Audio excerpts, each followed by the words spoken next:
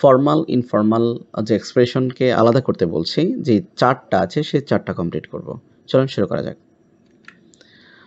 তো আমরা প্রথমে ইনস্ট্রাকশনগুলো দেখে নিই। এখানে বলছে read the expression given in the table. এখানে যে এই টেবিলে ক্লুর মধ্যে যে কয়েকটা এইচ পর্যন্ত কিছু ফর্মাল ইনফর্মাল ওয়ার্ড দেওয়া আছে। Categories them and formal informal expression in the table. এবং এই শব্দগুলো আমাদেরকে ফর্মাল যেগুলো আছে সেগুলো ফর্মাল বক্সে লিখতে হবে, ইনফর্মাল যেগুলো আছে সেগুলো ইনফর্মালি লিখতে হবে।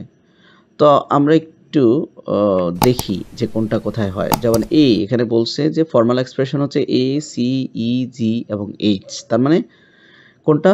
হ্যালো, গুড আফটারনুন, এটা হচ্ছে ফর্মাল। তারপরে বলছে সি, তার মানে you can wait inside if you want, যদি তুমি চাও তুমি ভিতরে অপেক্ষা করতে পারো, এটা ফর্মাল। তারপর বলছে ই নাম্বারটা formal, the pleasure is all mine, এটা ফর্মাল। তারপর জি নাম্বারটা হচ্ছে সে হ্যালো টু সামওয়ান, তো এটা হচ্ছে ফর্মাল। আর সর্বশেষ এইচ নাম্বারটা হচ্ছে মে আই হেল্প ইউ, এটা হচ্ছে ফর্মাল। ইনফর্মাল কোনটা আছে? ডি, বি, ডি এবং এফ। তো বি কি? নিড এনি হেল্প, এটা কিন্তু সংক্ষেপ ব্যবহার করছে।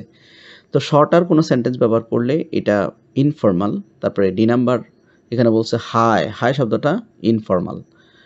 হোয়াটসঅ্যাপটাও ইনফর্মাল। যাই হোক, তারপরে হচ্ছে এফ নাম্বার হচ্ছে good day, good day. Have a good day বললে কিন্তু ফর্মাল হয়ে যাইত, আমরা শুধু গুড ডে বলছি, সো এটা কিন্তু ইনফর্মাল।